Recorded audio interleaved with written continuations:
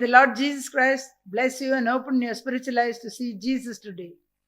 Welcome you to watch a broadcast by Lord Jesus Christ, the Only Hope program. Take a moment to get your Bibles and listen to this wonderful message, the continuation of the day of Pentecost. Watch with faith and expectation. You'll be blessed. All glory be to Jesus. எல்லா மகிமையும் துதியும் கனமும் ஆண்டவராகிய இயேசு கிறிஸ்து ஒருவருக்கே உண்டாயிருப்பதாக. I praise God and thank Him for giving me this wonderful opportunity and great privilege to continue speaking about the day of Pentecost. ஆண்டவராகிய இயேசு கிறிஸ்து தொடர்ந்து பெண்டிகாஸ்ட் நாளில் நடந்த காரியங்களை பற்றி பேசும்படிக்கு மறுபடியும் எனக்கு இந்த ஸ்லாக்கியத்தையும் பாக்கியத்தையும் கொடுத்தபடியால் நன்றியோடு அவரை துதிக்கிறேன். Greetings to all my wonderful viewers in the Master's name above all names. கேட்டுக்கொண்டிருக்கிற எல்லா பரிசுத்தவான்களுக்கும் ஆண்டவராகிய இயேசு கிறிஸ்துவின் மேலான நாமத்தில் என்னுடைய வாழ்த்துக்கள். The next 20 minutes you are going to receive the revelation of what happened on the day of Pentecost and what you have to do today to get that power. If you need prayer, call that number on the screen.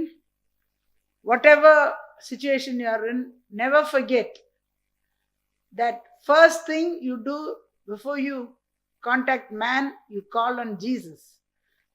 உங்களுக்கு ஜெபம் தேவைப்பட்டா அடுத்த 20 நிமிஷத்துல நீங்கள் Pentecost நாளில் நடந்த காரியங்களை பற்றி ஆண்டவர் உங்கள் மனக்கண்களை திறந்து வெளிப்பாடுகளை அன்னைக்கு எப்படி அவங்க அந்த வல்லமை பெற்றுக்கொண்டார்கள், இன்னைக்கு நாம் என்ன செய்தால் அதை பெற்றுக்கொள்ள முடியும் என்று கேட்க போறீர்கள். உங்களுக்கு ஜெபம் தேவைப்பட்டால் நீங்கள் அந்த டெலிஃபோன் நம்பரில் கூப்பிடுங்க. மறக்கவே கூடாது. மனுஷனை கூப்பிடுறதுக்கு முன்பாக நீங்கள் இயேசுவை கூப்பிட வேண்டும். அச்சனமே அவர் வந்து உங்களுக்கு விடுதலை கொடுப்பார். Shall we constrain him to come? அவரை வருந்தி அழைப்போமா? பொழிந்திடும் வல்லமை, உன்னதத்தில் வல்லமை, ஆவியின் வல்லமை, அக்கினியின் வல்லமை. பொழிந்திடும் வல்லமை, உன்னதத்தில் வல்லமை, ஆவியின் வல்லமை, அக்கினியின் வல்லமை. வல்லமை தேவை தேவா, வல்லமை தாரும் தேவா, என்றே தேவை தேவா, இப்போ தாரும் தேவா. Amen. Hallelujah. We've been in the past few messages, we have been searching the scriptures about what happened on the day of Pentecost and today how we can receive that power. இந்த கடந்த செய்திகளில் நாம் வந்து Pentecost நாளில் என்ன சம்பவிச்சதை பற்றி பார்த்து கொண்டு வந்து கொண்டிருக்கிறோம். பிறகு இந்த நாளில் கூட நாம் என்ன செய்தால் அது நம்ம பெற்றுக்கொள்ள முடியும் என்று. Suddenly in Acts chapter 2, if we read, everything changed. அப்போஸ்தலர் நடபடிகளில் 2ஆம் அதிகாரத்தில் நாம் வாசித்தா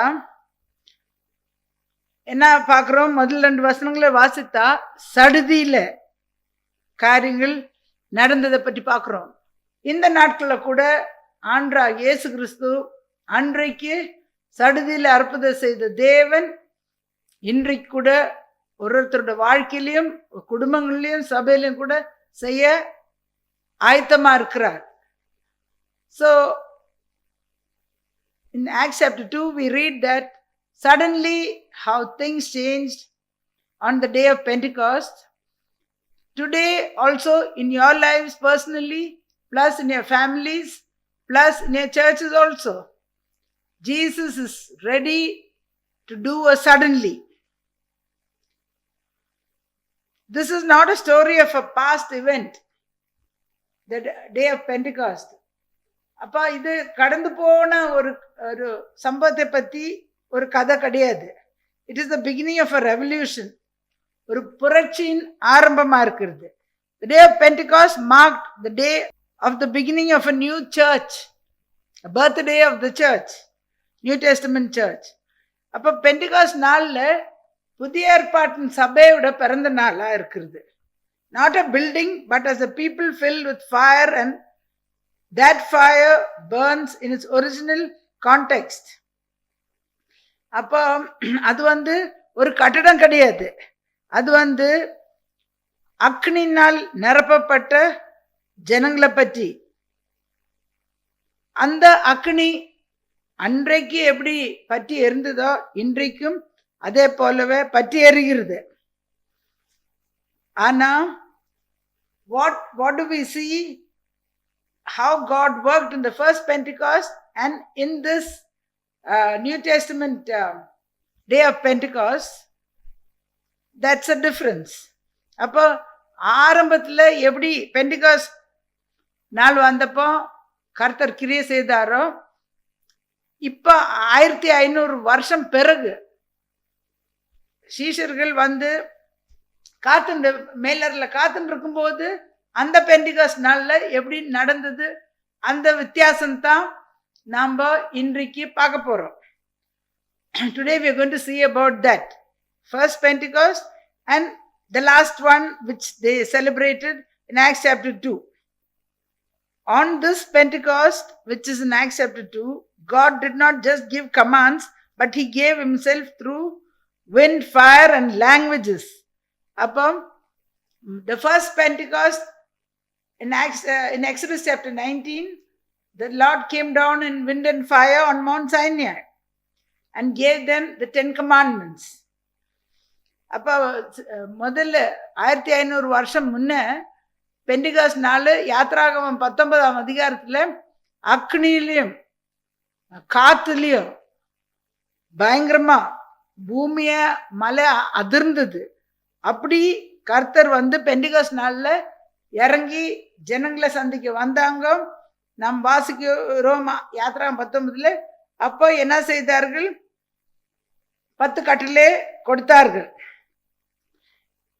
Today he did not just give commands, but he gave himself through wind, fire and languages. இன்றைக்கு இந்த 2ஆம் அதிகாரத்தில் அப்போஸ்தலர் நடவடிக்கையில் என்ன பார்க்கிறோம்? கர்த்தர் அவர் கட்டளை மட்டும் கொடுக்கல, அவரே கொடுத்தாரு. அவருடைய ஜனங்களுக்கு அவரே கொடுத்தாரு. எப்படி? காத்து வழியா, அக்னி வழியா, பல பல பாஷைகள் வழியா அவருடைய ஆவியை ஊற்றினார்கள். The Spirit was not poured on priests and kings only, but fishermen and tax collectors. ஆவி ஆசாரியர்களும் ராஜாக்கள் மேல மட்டும் ஊற்றல, மீன் பிடிக்கிறவர்களும் வரி வாங்குறவர்கள் மேல, சகோதரிகள் மறந்து போய் இருக்கிற சகோதரிகள் மேல கூட, once forgotten women also, he poured out the Spirit. Everyone became a temple vessel. எல்லாரும் தேவனுடைய ஆலயமா மாறி ஒரு பாத்திரமா மாறினார்கள். In this time and season we are living in today, could there be anything more timely than Pentecost? இந்த நம் காலகட்டத்தில் நாம் வாழ்ந்து கொண்டிருக்கிறோமே, பெண்டிகாஸ்ட் நாளோட அனுபவம் வேணுமா வேண்டாவா? If there is ever a more important moment to revisit the moment, it is now. அன்னைக்கு நடந்த அந்த காரியத்தை திருப்பி நம்ம புதுப்பிக்கிற ஒரு சந்தர்ப்பம் பார்த்தா இந்த காலகட்டம் தான். What is it the Holy Spirit really came to do? உண்மையாவே பரிசுத்த ஆவியானவர் என்ன செய்ய வந்தார்? Is it for you to live with more power, boldness and clarity? This is for you. என்னத்துக்கு வந்தாரு? இன்னும் தைரியமா வல்லமை பெற்று தைரியமா சுவிசேஷத்தை பிரசங்கம் பண்ணவும், தெளிவா நாம் சுவிசேஷத்தை சத்தியத்தை பேசவுமா இருக்கிறது. இன்றைக்கு இது உங்களுக்கா இருக்கிறது. Hallelujah. There are people today who are asking, where is the fire? Where is the power? Where is the voice that shakes nations and breaks chains and heaven whispers back, it is still waiting for people who wait. இன்றைக்கும் ஜனங்க என்ன கேட்டுக்கொண்டிருக்கிறார்கள்? அந்த அந்த நாள்ல ஊற்றப்பட்ட அக்னி எங்க? அந்த வல்லமை எங்க இருக்கிறது? அந்த ஜாதிகளை அசைக்கிற சத்தம் எங்க இருக்கிறது? சங்கிலியில முறியடிக்கிற சத்தம் எங்க இருக்கிறதுன்னு இன்றைக்கும் ஜனங்க கேட்கிறார்கள். பரலோகம் இப்ப என்ன பதில் கொடுக்கிறார்கள் என்றால், அது இப்ப உங்களுக்காக காத்து கொண்டிருக்கிறது. காத்து கொண்டிருக்கிற ஜனங்க மேலதான் அது வந்தது பார்க்கிறோம். The upper room is not about a place, it's about a people who believe Jesus enough to do nothing until he moves. அந்த மேலறையில் நடந்த காரியம் அது ஒரு இடம் மட்டும் இல்லை, அது ஒரு கூட்ட ஜனங்க இயேசுவை முழுக்க முழுக்க நம்பிட்டு ஆண்டவர் கிரியை செய்யாதபடிக்கு அவர்கள் ஒரு காரியமும் செய்யவில்லை. A people who are more desperate for God's presence than for man's approval. அந்த கூட்ட ஜனங்க தேவனுடைய பிரசன்னத்துக்காக பசிதாகமா வாஞ்சியா இருந்தார்கள். மனுஷனுடைய மனுஷனுடைய காரியத்தை எதிர்பார்க்கவே இல்லை. A people who are willing to be hidden so that when the fire falls, the only thing people see is him. அப்ப அந்த கூட்ட ஜனங்க மறைவாய் இருக்கிறதுக்கு விரும்பினார்கள்.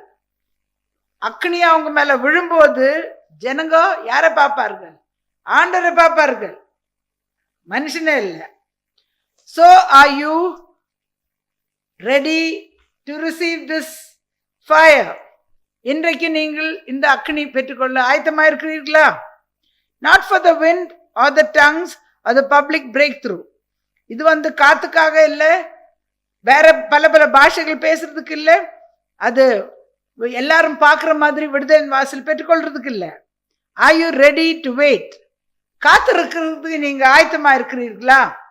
Because what comes next will shake everything. ஏனென்றால் காத்து இருந்துட்டு பிறகு அடுத்தது பெற்றுக்கொள்றது எல்லாவற்றிலும் அசைக்கும். They waited, they prayed, they stayed when others scattered. அவர்கள் காத்திருந்தார்கள், ஜெபித்தார்கள், அங்கே இருந்தார்கள். ஒரு சிலர் விட்டு போய்விட்டார்கள் கூட. அப்ப கூட இவர்கள் போகாதபடிக்கு அங்கே இருந்தார்கள். They obeyed where there were no details, no clarity, only a promise. அங்கே காத்து கொண்டிருந்தார்கள். அடுத்தது என்ன பண்றதை பற்றியே ஒன்றும் அவங்களுக்கு தெரியல, ஒன்றும் விளக்கமா கட்டளை கொடுக்கப்படவில்லை. அந்த வாக்குத்தத்தம் மட்டும்தான் இருந்தது. In that upper room, the disciples weren't strategizing, they were surrendering. And in the hidden place, God was building a stage.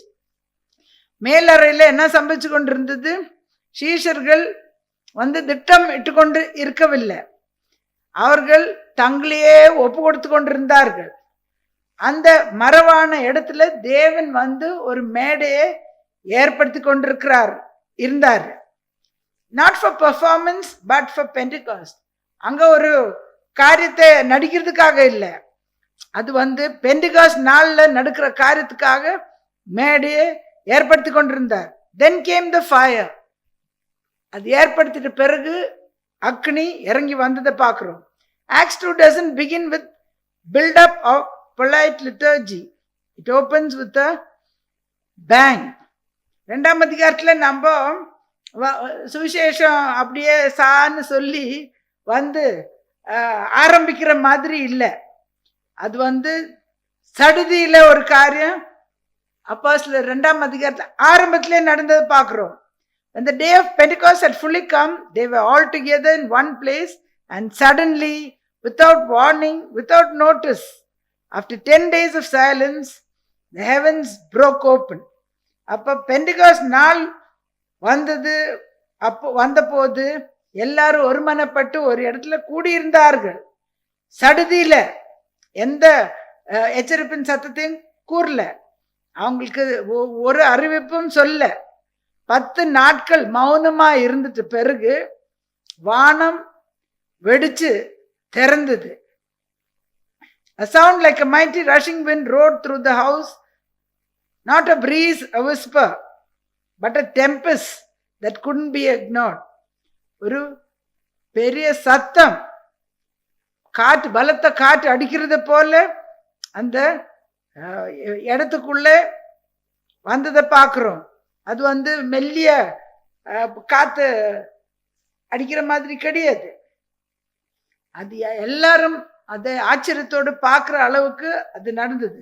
It wasn't just wind flames which appeared. Tongues of fire appeared and sat on each of them. அது காத்தும் அக்னியும் அப்படியே வெளிப்படல.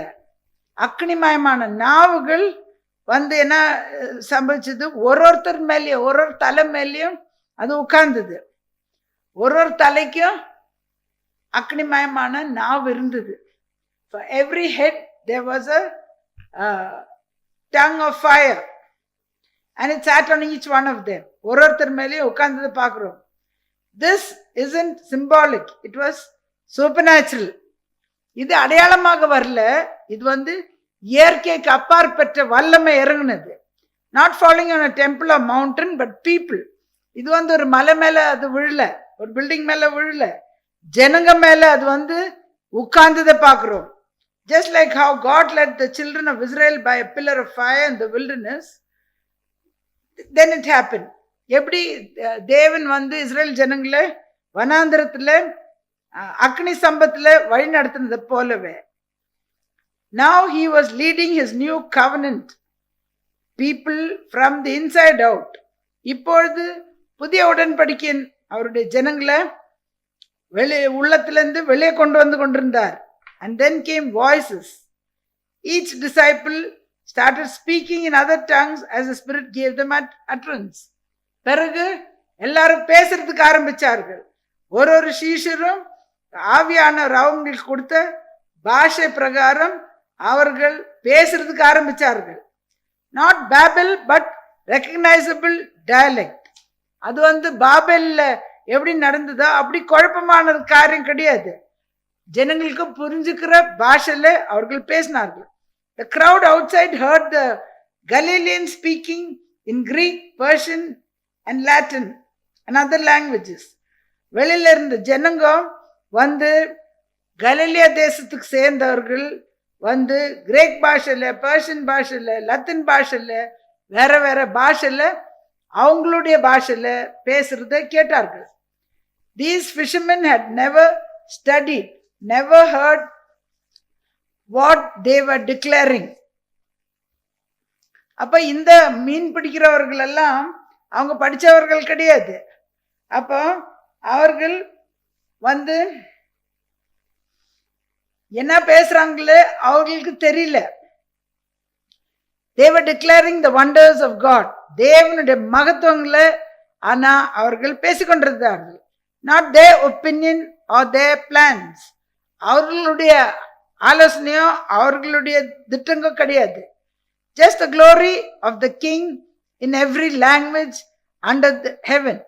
அப்போ தேவனுடைய ராஜாவுடைய மகிமையை பூமியில இருக்கிற எல்லா பாஷையிலையும் அவர்கள் தேவனுடைய மகத்துவத்தை பேசிக்கொண்டு வந்தார்கள்.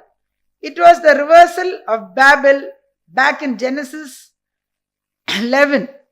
அப்போ இது பாபெல் ஆதியாகமம் 11ஆம் அதிகாரத்தில் நாம் வாசிக்கிறோம். மனுஷன் எப்படி பாபெல்ல ஒரு கட்டடம் கட்டி எழுப்பினார்கள் என்று. When man tried to build a tower from earth to heaven. அப்போ ஒரு கோபுரம் மனுஷர்கள் எல்லாம் சேர்ந்து பூமியிலிருந்து வானத்துக்கு கட்டி எழுப்பினார்கள். And God confused their language. அப்போ கர்த்தர் அது பார்த்து இறங்கி பாபெல்ல எல்லா பாஷைகளையும் குழப்பமா பண்ணி, but now God was building a kingdom from heaven and was uniting every language to proclaim it.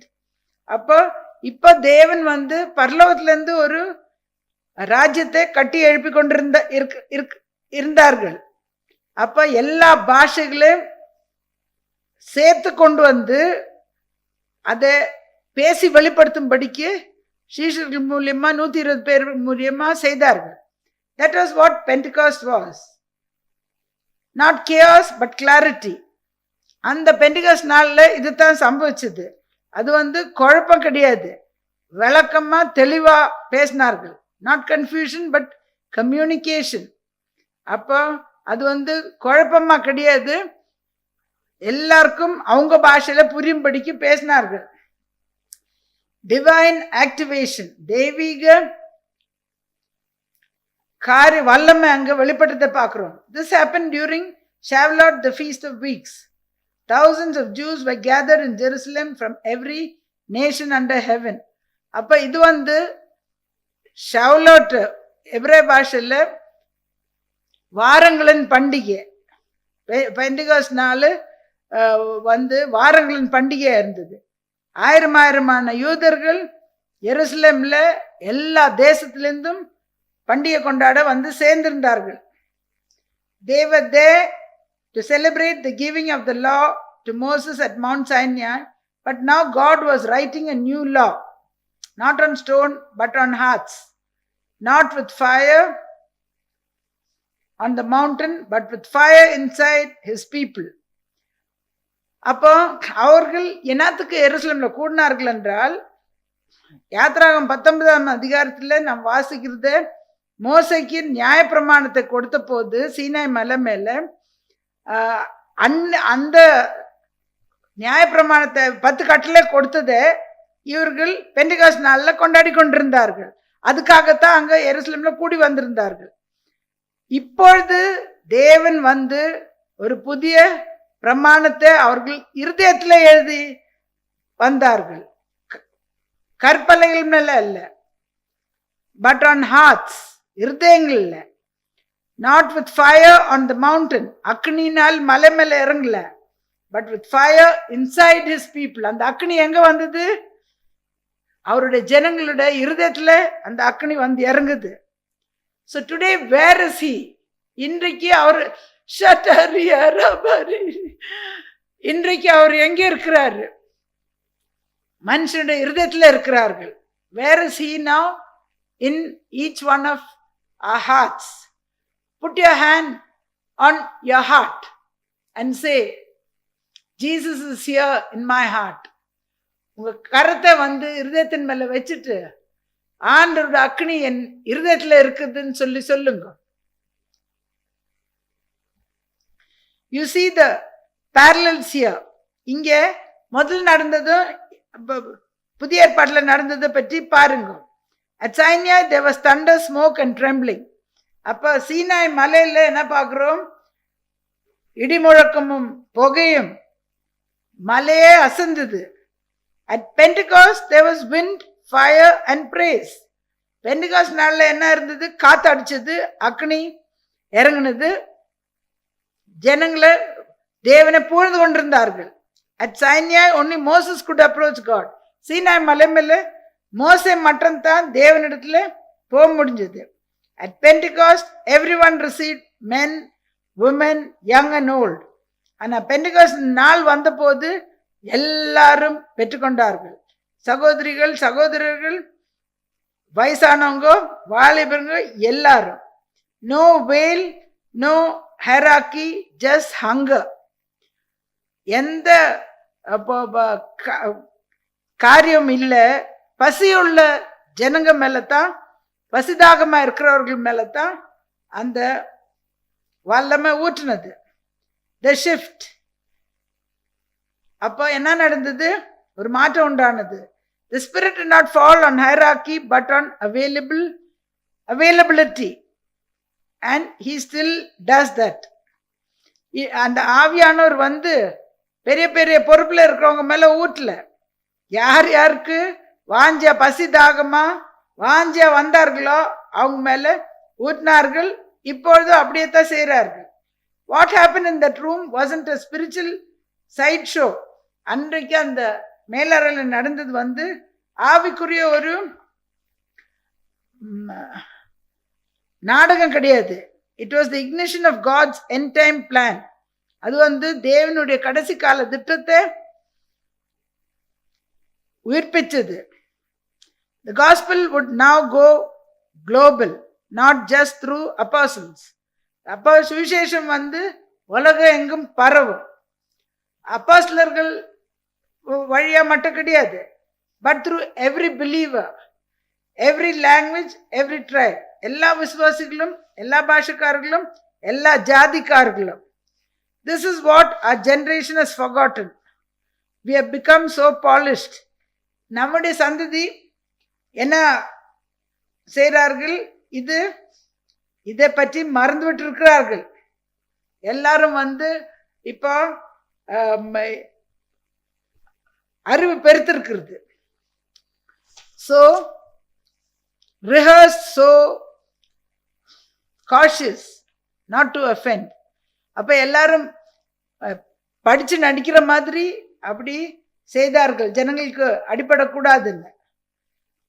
Now what really happened on Pentecost and what those who received the fire of Pentecost, what did they do? What was it for? Pentecost நாள்ல ஊற்றப்பட்ட வல்லமை என்னத்துக்காக ஆண்டவர் ஊட்டினாரு? அது பெற்றுக்கொண்டவர்கள் என்ன செய்தார்கள்? இன்றைக்கு நாம் அது செய்ய வேண்டும்னா, பெற்றுக்கொள்ள வேண்டும் என்றால் நம்ம என்ன செய்ய வேண்டும்? Acts chapter 1 verse 8 says, you shall be endued with power from on high. அப்போஸ்தலர் நடபடி 1:8 என்ன வாசிக்கிறோம்? காத்திருந்து உன்னதத்திலிருந்து வர வல்லமையினால் நீங்க பலனடைய வேண்டும். So when you are empowered, what will happen to you? அதே 1ஆம் அதிகாரத்தில் நீங்கள் சாட்சிகளா இருப்பீர்கள். யூதேயா, சமாரியால, to the uttermost parts of the earth, Judea, Samaria, Jerusalem, to the uttermost parts of the earth, you will be witnesses. நீங்கள் அபிஷேகம் பெற்றிருந்தா, அபிஷேகம் கூட வேற வேற மாதிரி இருக்குது. If you have received the power of Pentecost, anointings are of different kinds. Pentecost நாள்ல ஊற்றப்பட்ட அக்கினி நீங்கள் பெற்றுக்கொண்டிருந்தால் நீங்கள் என்ன செய்வீர்கள்? நீங்கள் ரட்சிப்பின் சுவிசேஷத்தை தைரியமா அறிவிப்பீர்கள். அது மட்டும் இல்லாதபடிக்கு உலகத்தின் கடையாந்திரம் வரைக்கும் நீங்கள் சாட்சியா இருப்பீர்கள். ஆத்மாக்களை ஆதாயப்படுத்துவீர்கள். பிறகு நீங்கள் சாட்சியா வாழ்வீர்கள். You will bring souls, preach the gospel of salvation and bring souls. 3,000 came and took baptism. They were pricked in their hearts. People will be pricked in their hearts in one message itself, and they will repent and take baptism in the name of Jesus Christ for the remission of sins, not in any other name. Salvation is in none other but in the name of Jesus. அப்போ Pentecost நாள்ல ஊற்றப்பட்ட வல்லமை நீங்க பெற்றுக்கொண்டிருந்தால், நீங்கள் ஆதியில 2ஆம் அதிகாரத்துல பேசின, முதலாவது பேசின ரட்சிப்பின் சுவிசேஷத்தை நீங்க பிரசங்கம் பண்ணுவீர்கள். ஜனங்க இருதயத்துல குத்தப்பட்டவர்களா, இருதயம் கிழிஞ்சிடும். என்ன பண்ணுவார்கள்? அவர்கள் மனம் திரும்பி இயேசு கிறிஸ்து நாமத்துல, வேற எந்த நாமத்துல இல்ல, they will repent and be baptized in the name of Jesus Christ, Acts 2:38, for the remission of sins. There's no other name where remission of, Acts 4:12 also says, there's no other name given under heaven by which man can be saved. So baptism in other names also will not forgive your sins. So this is a time to check. The voice of the Lord is warning to check your salvation, because without salvation you cannot go to heaven. கர்த்தர் எச்சரிப்பின் சத்தத்தை கூறுறார்கள். இந்த காலகட்டத்தில் உங்க ரட்சிப்பை கூட நீங்க சோதிச்சு பாருங்க, உண்மையாவே பாவ பரிகாரம் பெற்றிருக்கிறார்களா இல்லையா? Because if Jesus comes today, you cannot go to heaven. இன்னைக்கு இயேசு கிறிஸ்து திரும்பி வந்தா பாவ பரிகாரம் பெற்றுக்கொள்ளாதபடிக்கு நம்ம மோட்சத்துக்கு போகவே முடியாது. Then they were witnesses to the uttermost parts of the earth. நீங்கள் அந்த வல்லமை பெற்றுக்கொண்டிருந்தா உலகத்தின் கடையாந்திரம் வரைக்கும் ஆண்டவருக்கு சாட்சியா நீங்கள் வாழ்வீர்கள். இல்லைன்னு சொன்னா நீங்க அந்த அபிஷேகம் பெண்டிகாஸ்ட் நாள்ல ஊற்றப்பட்ட அபிஷேகம் பெற்றுக்கொள்ள. If you are not doing these two things, then you have not received that fire which was poured out on the day of Pentecost. I'm going to pray for you now. Everybody needs the fire of Pentecost. If you don't receive the fire of Pentecost now, in this time and age, other strange fires will overcome man and nobody can survive at all. இப்போ இந்த காலகட்டத்தில் ஆண்டவர் மறுபடியும் சந்தர்ப்பம் கொடுக்கிறார்கள். Pentecost நாளில் ஊற்றப்பட்ட அக்னி பெற்றுக்கொள்ளும்படிக்கு. நம்ம காத்திருந்த அந்த அக்னி பெற்றுக்கொள்ளாத இருந்தா அந்நிய அக்னி வந்து மனுஷனை மேற்கொண்டு உயிரே எடுத்துன்னு போ. கோவிட் டைம்ல எப்படி நடந்தது? அந்நிய அக்னி வந்து இது ஆவிகள் வந்து மனுஷனை மேற்கொண்டது. அப்போ கர்த்தருடைய அக்னி நம்ம பெற்றுக்கொள்ள சாத்தானுக்கு எடுத்த கையா இருக்கும். If you don't receive the power, fire of Pentecost, then strange fires will overcome you. கர்த்தாவே நன்றி செலுத்துறோம். இந்த நேரத்துல கேட்டுக்கொண்டிருக்கிற எல்லார் மேலேயும் கர்த்தாவே காத்திருந்து பலனடைந்து கழுகை போல சேட்டை விரித்து உயிரை எழும்பும்படிக்கு உதவி செய்ய ஆண்ட தங்களையே ஒப்பு கொடுத்து கர்த்தாவே ஒப்பு கொடுக்கும் போது நீர் இறங்கி வருகிறீர். நீர் உடைய ஆவிய ஊற்றவன்மா ஜெபிக்கிறேன். ஆவிய ஊற்றவன்மா அக்னி ஊற்றவன்மா ஜெபிக்கிறேன். தடையா இருக்கிற எல்லா காரியங்களையும் கூட உடைய அக்னியை ஊற்றி சுட்டரிச்சு சாம்பல் ஆக்கி அன்றே உடைய ரத்தத்தை வாரி தெளிக்கிற எல்லாரு மேலேயும் ஷட்டா ரியா ரபா ரீரா அபிஷேக வல்லமை ஊற்றான்ற தேவையில்லாத எல்லாம் சுட்டரிச்சு சாம்பலாக்கி தேவையானது ஒன்றேன்னு நீ சொன்ன மாதிரி அவர்கள் எல்லாரும் அவங்களும் அவங்க குடும்பங்களும் அவங்க சபைகளும் எல்லாம் எழுப்புதல நீ கட்டளையிட்டு இப்படி அக்னி பெற்றுக்கொள்ளும்படிக்கு வேற அக்னிகளும் ஆவிகளும் மேற்கொள்ளாதபடிக்கு காத்துக்கொள்ளுவன்மா ஜெபிக்கிறேன். வியாதியில மரண போராட்டத்தில் இருக்கவங்க மேல இந்த அக்னி ஊற்று, அபிஷேக ஊற்று, சுகத்தை தார், விடுதலை தார், ஆசீர்வதி. எல்லா துதி கன மகிமை உமக்கே செலுத்துறோம். இயேசு கிறிஸ்துவின் மேலான நாமத்தில் ஜெபிக்கிறேன் நல்ல பிதாவே. Dear Lord Jesus, I pray for each and everyone listening to this message. I pray that you pour out, let them prepare themselves as they did in the upper room and waited for your promise, Lord Jesus. Let them wait and receive the fire of Pentecost. Otherwise, Lord Jesus, other spirits and strange fires is waiting to overcome man. Let in this time and season, the season of the feast of Pentecost, let everybody receive the fire. Lord, even those who are wanting healing, Lord Jesus, those who are in the deathbeds also crying out to you, Lord, pour out your spirit upon them. Where your spirit is, there is liberty, we read. Lord, deliver them, heal them, let them be witnesses for you.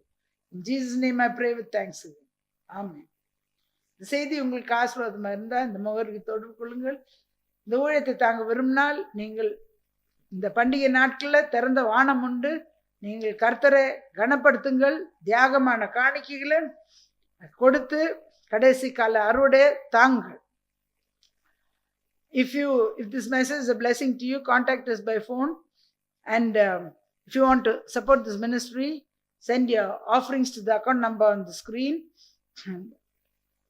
In the festival days, we see that there's open heavens.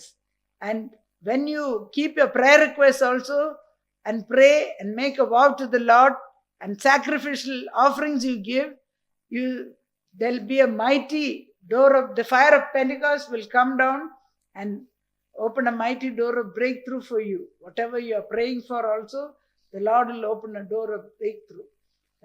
This for the end time harvest. You celebrate your God and honor Him and everything will change. தனிப்பட்ட முறையில் ஜெபம் தேவைப்பட்டா நீங்கள் வெள்ளிக்கிழமை காலைல 10-2 வரைக்கும் எங்களோட டெலிஃபோனில் தொடர்பு கொள்ளுங்கள். வந்து உங்கள் விடுதலையை பெற்றுக்கொள்ளுங்கள். இந்த முகரில் வந்து விடுதலை பெற்றுக்கொள்ளுங்கள். If you want individual prayers, contact us by phone. Friday morning 10 to 2, individual prayers will be made for you. deliverance. Come and be delivered. Till we meet again, do not forget Jesus Christ is Lord. May the Lord bless you.